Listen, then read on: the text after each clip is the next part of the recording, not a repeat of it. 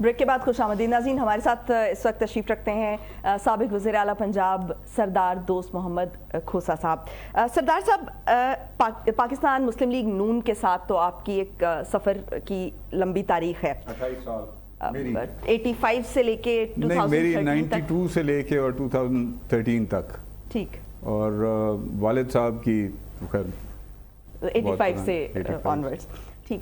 ان کے ساتھ کیا معاملات ہوئے اس پہ تو میں آؤں گی, لیکن 2018 میں اچانک آپ کی فیملی نے اعلان کیا کہ آپ پی ٹی آئی جوائن کرنے جا رہے ہیں, پاکستان تحریک انصاف جوائن کرنے جا رہے ہیں.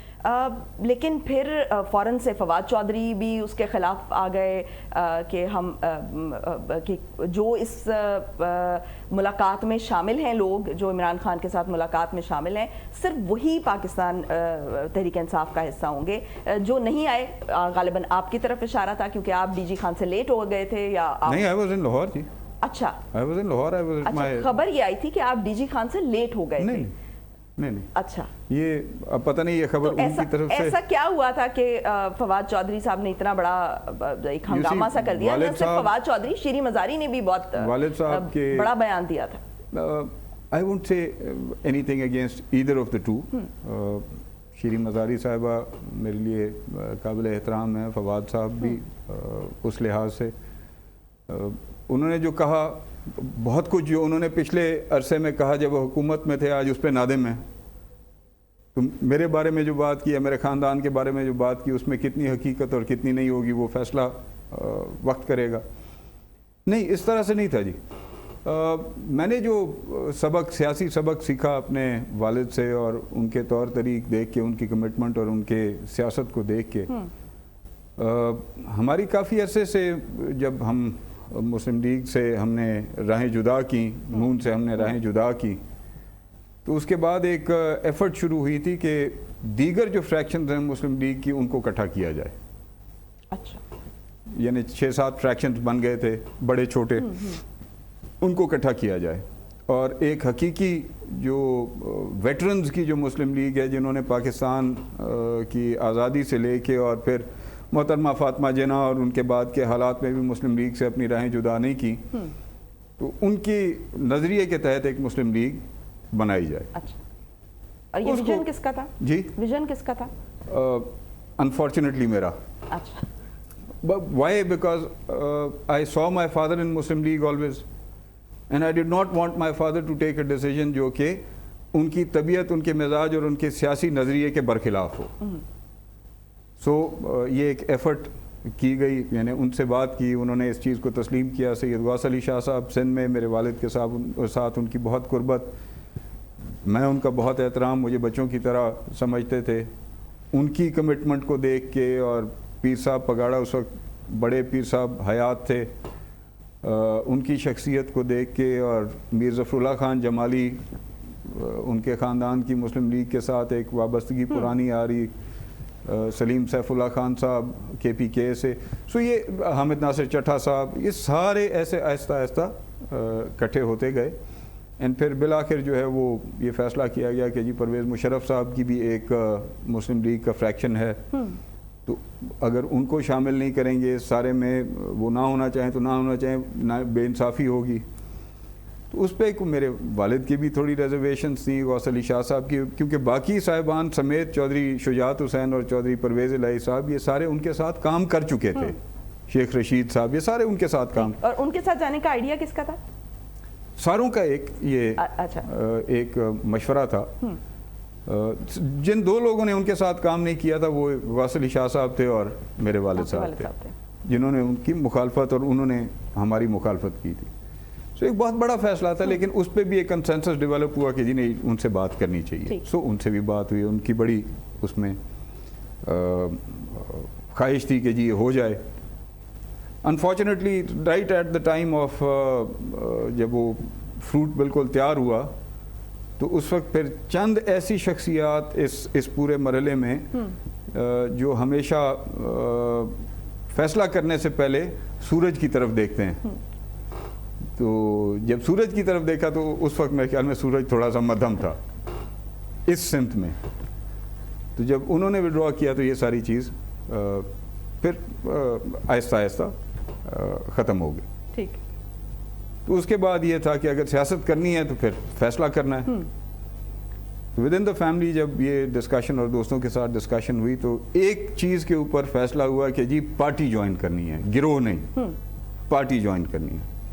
اور مثال دی گئی کاف لیگ کی کہ جی اس وقت کاف لیگ کو پرویز مشرف دور کے اندر جس طرح سے بنایا گیا اور جس طرح سے ہم دیکھ رہے تھے پھر پی ٹی آئی کو بنتے ہوئے جس طرح سے لوگوں کو اس میں بھیجا جا رہا تھا, تو ڈیسائیڈ یہ ہوا کہ جی گروہ میں نہیں جانا, پارٹی میں جانا ہے. So the only other party left was political party was peoples party. تو جب یہ ڈیسیجن ہوا اس کے بعد آپ نے دیکھا کہ زرداری صاحب خود چل کے ہمارے گھر تشریف لے کے آئے اور وہاں پہ انہوں نے والد صاحب کو دعوت دی, ہم سب کو دعوت دی. تو میرے بھائی جو ہیں وہ 2013 میں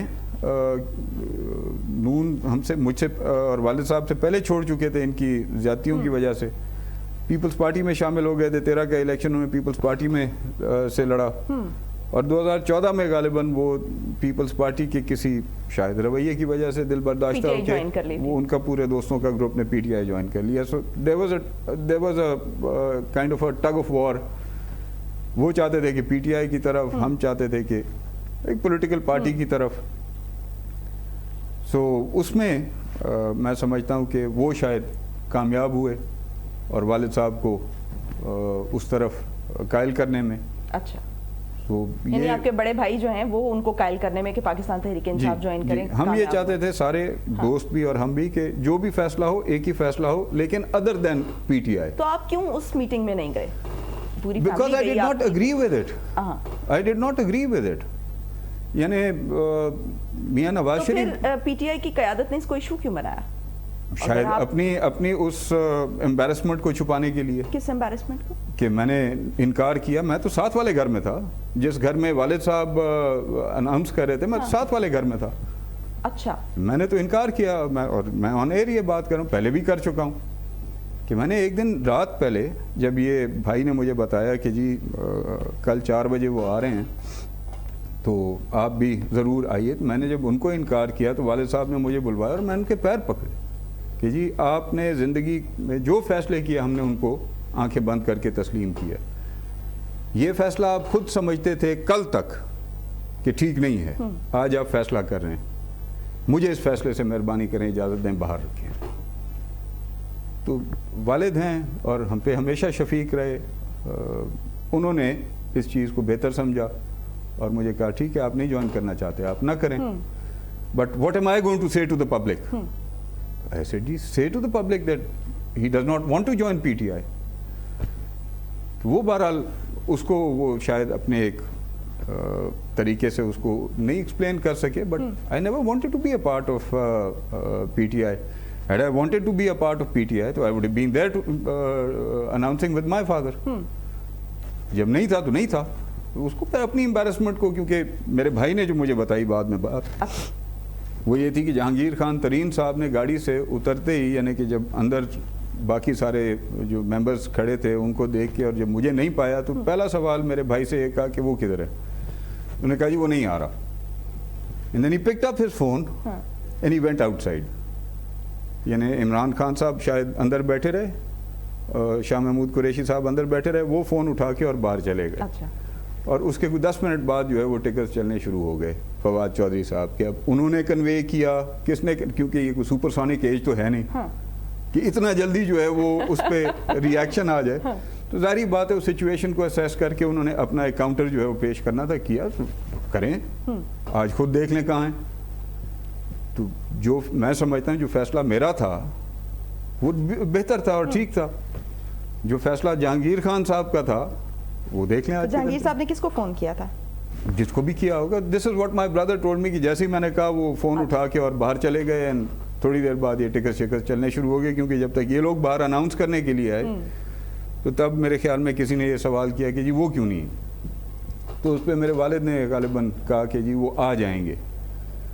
اور پھر میرے پاس ایک ہمارے دوست کو اس میٹنگ کے بعد فوری بھجوایا کہ اس کو کہنا کہ کوئی پریس کانفرنس مت کرے, یعنی میری اس بات کا ریبٹل نہ دے.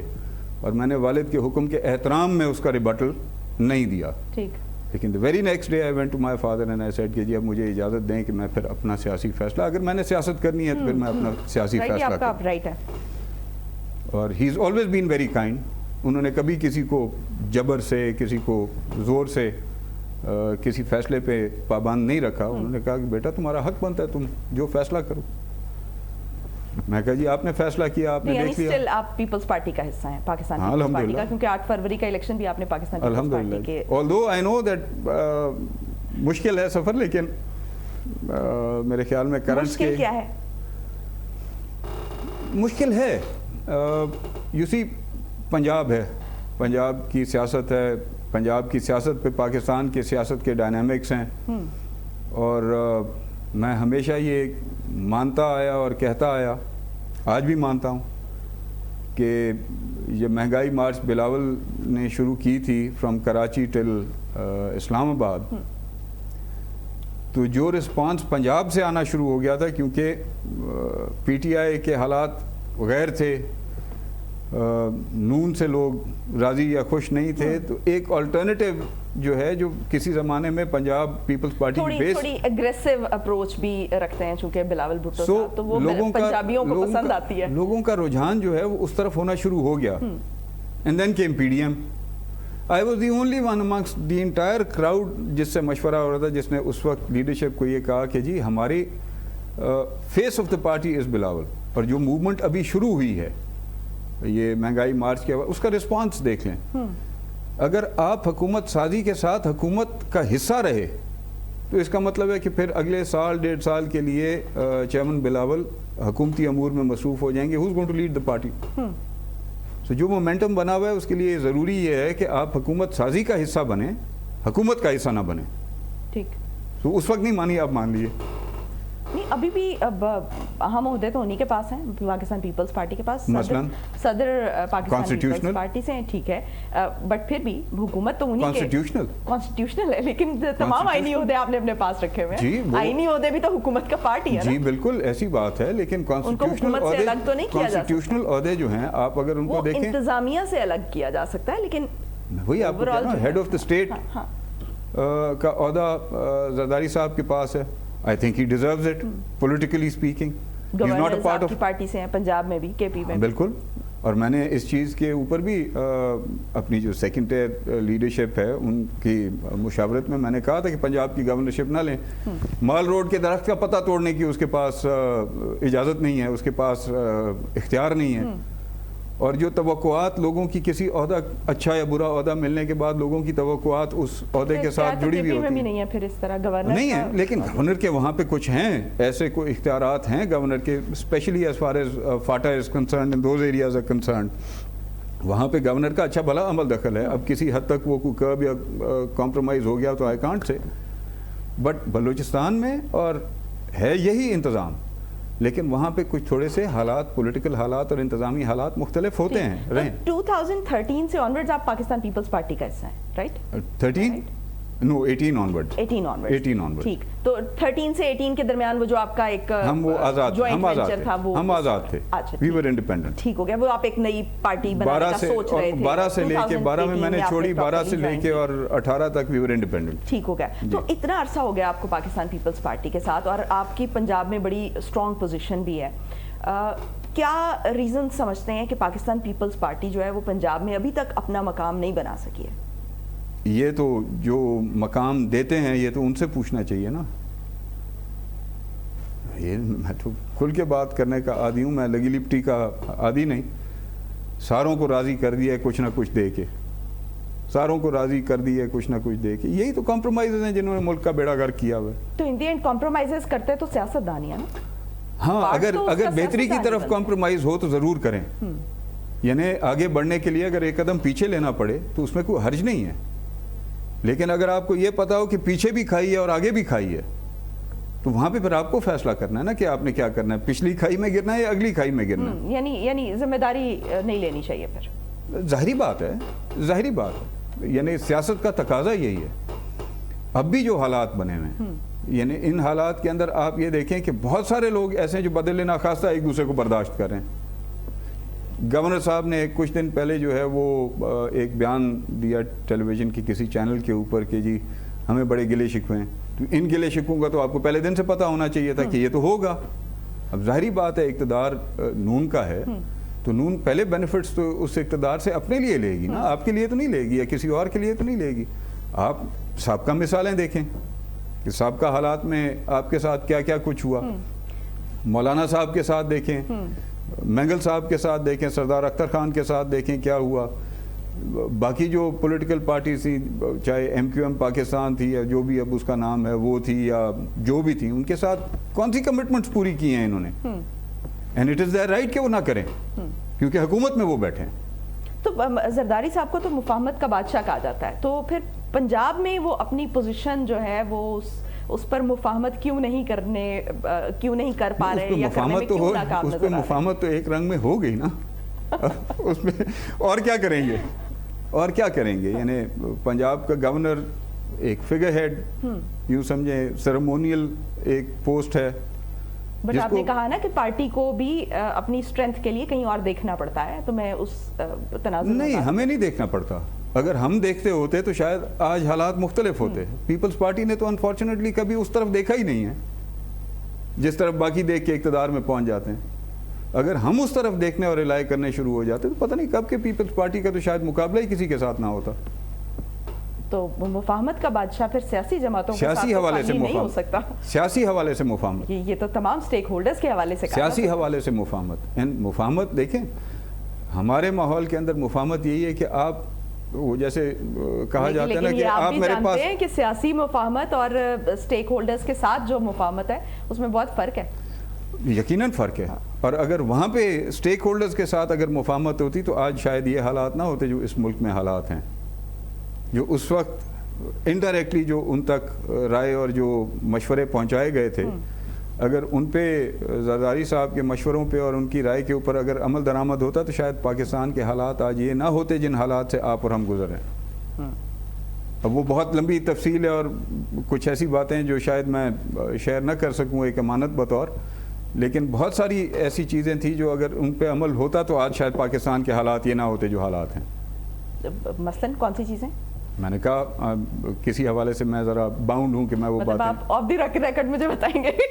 ہاں, اس کمٹمنٹ پہ شاید کہ وہ باتیں آن ایئر نہیں ہوں گی. رائٹ, ٹھیک ہو گیا. چلیں یہ آف دی ریکارڈ ہم گفتگو کر لیں گے. 2013 میں پیچھے جانا چاہوں گی. 2013 میں ایسے کیا گریونسز ہوئے, کیونکہ لغاری گروپ پاکستان مسلم لیگ نون جوائن کرتا ہے اور آپ کے اختلافات شروع ہو جاتے ہیں. ایسے کیا تحفظات تھے کہ آپ نے اتنی دیر کی دوستی, ایک تعلق داری کو ختم کرنا؟ میں نے 2010 میں والد صاحب سے گزارش کی تھی کہ جی میں ان کے ساتھ کام نہیں کر سکتا, مہربانی کریں مجھے اجازت دیں کہ میں استعفیٰ دوں. 2010 میں تو اس وقت آپ کو یاد ہوگا کہ تازہ گورنر راج سے جان چھوٹی تھی, پولیٹیکل حالات بڑے فریجائل تھے. تو والد صاحب نے کہا یہ تو ایک طوفان برپا ہو جائے گا, اگر تم استعفیٰ دو گے تو یہ تو ایک پولیٹیکل طوفان برپا ہو جائے گا. You disagree with them, بے شک کام مت کرو لیکن this is not the right time to resign. تو ان کے حکم کے تحت میں کچھ عرصے کے لیے خاموش ہو گیا. میں نے کام چھوڑ دیے, جو منسٹریز مجھے سونپی ہوئی تھی وہ ان کو بھی اٹینڈ کرنا میں نے چھوڑ دیا. پھر ایک گلٹ سی تھی کہ جی یہ ڈس آنیسٹی ہے کہ میں نے میرے نام سے چل رہی ہیں اور اس میں کل کو کچھ بھی ہوگا تو وہ ظاہری بات ہے میرے نام ہی آپ کی آئے گا. Then again went to my father and said کہ جی مجھے مہربانی کریں, آپ اجازت دیں کہ I should resign. So then he went and spoke to the then chief minister کہ جی اپنے حالات کو جو ہے اس کے ساتھ ریزالو کریں کہ ایک طرف آپ ہیں دوسری طرف میرا بیٹا ہے, اینڈ میں نہیں چاہتا کہ کوئی اس طرح کے حالات حکومت کے لیے ہماری وجہ سے یا آپ کی وجہ سے کریٹ ہوں. سو ایک ایفرٹ کی گئی 12 میں جس کو میں سمجھتا ہوں کہ وہ ایک ایسا آئی واش تھا. آپ کے معاملات کیا تھے جہاں پہ آپ معاملات دیکھیں, میں ذاتی طور پہ یہ سمجھتا ہوں کہ پاکستان کے اندر لیڈرشپ کے ساتھ ڈس ایگری کریں تو آپ خاموشی سے پیچھے ہٹ جائیں. میں یہ ذاتی طور پہ یہ سمجھتا ہوں کہ اگر پاکستان میں آپ کی پولیٹیکل لیڈرشپ کے ساتھ اگر کوئی اختلافات ہوں تو آپ خاموشی سے پیچھے ہٹ جائیں. You want to take another decision whenever you want to take another decision, تب لے کے خاموشی سے لے کے اور اپنا پھر وہ رستہ اختیار کریں, آپ کنفرنٹ نہ کریں. اچھا, کیوں؟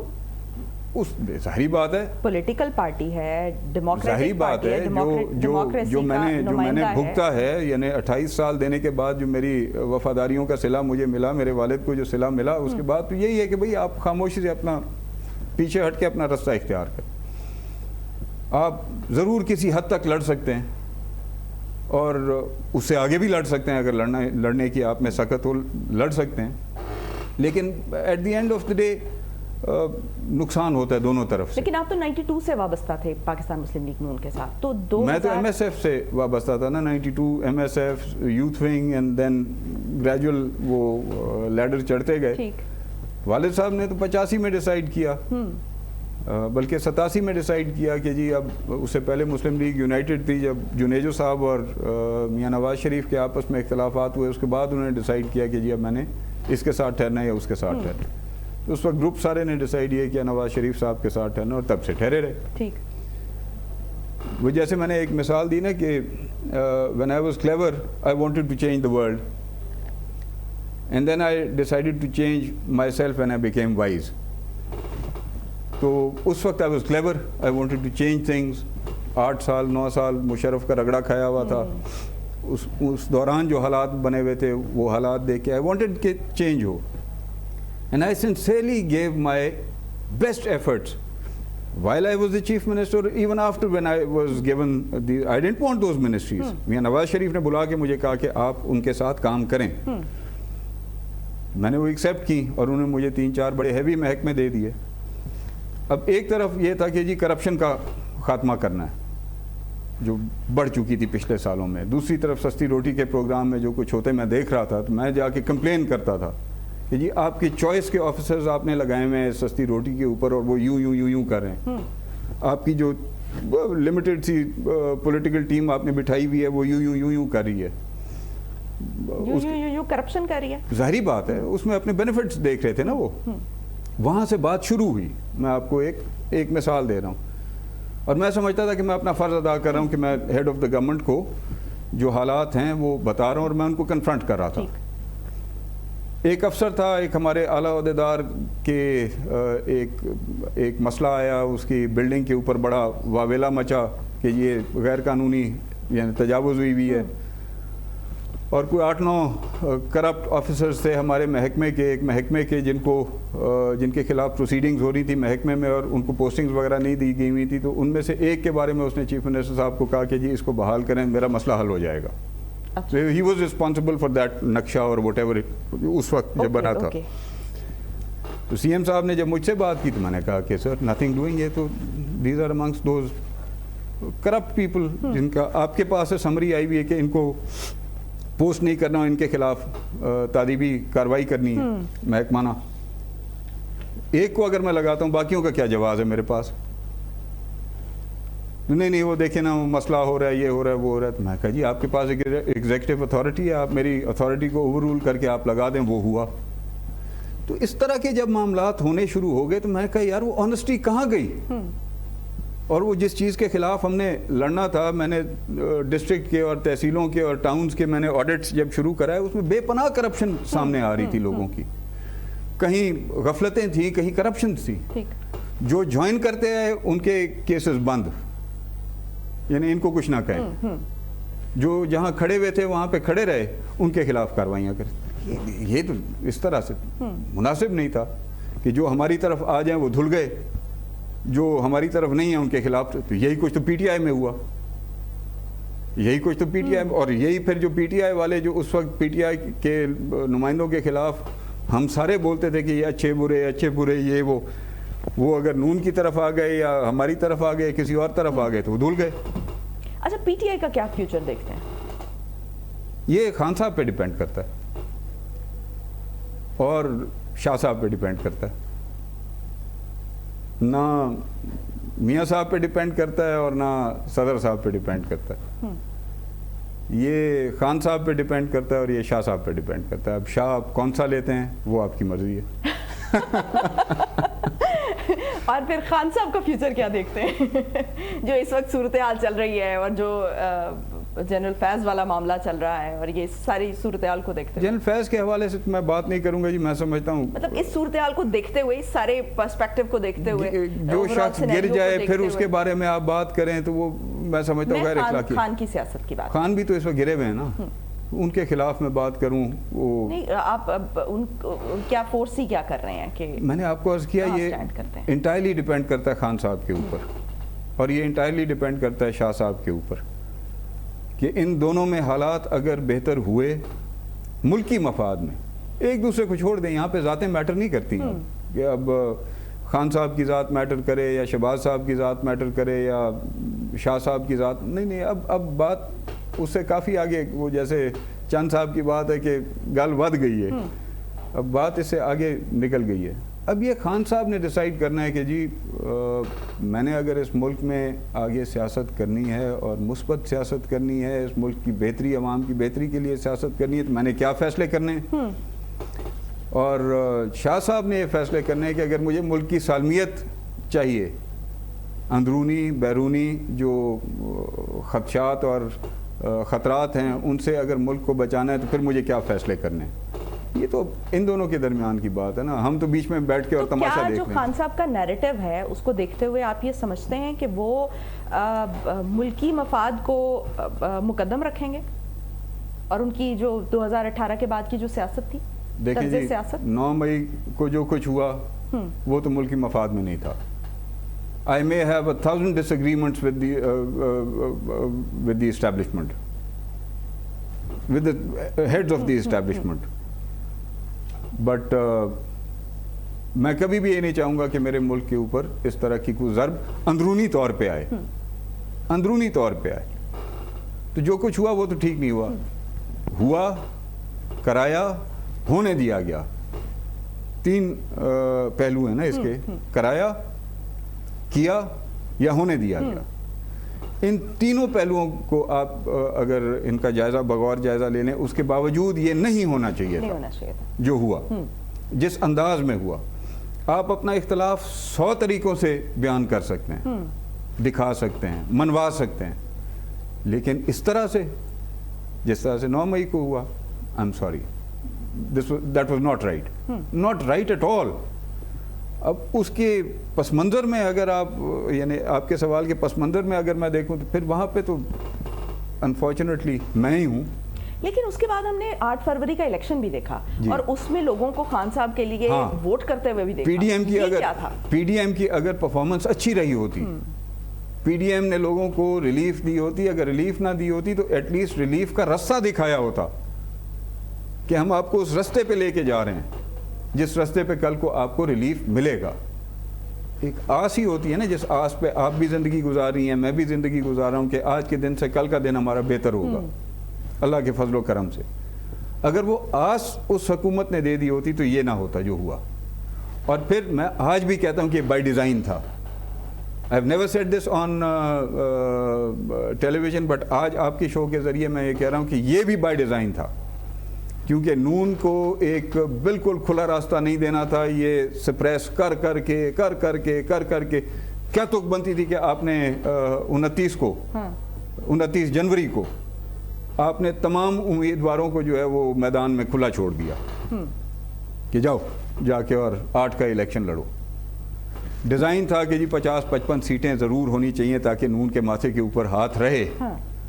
वो थोड़ी से जो वो सराइकी में कहते हैं विथी और पंजाब में कहते हैं कि मौका या जो भी उसको कहें आप, वो गैप मिला, वो 50-55 से 80-85-100 भी शायद क्रॉस कर गए।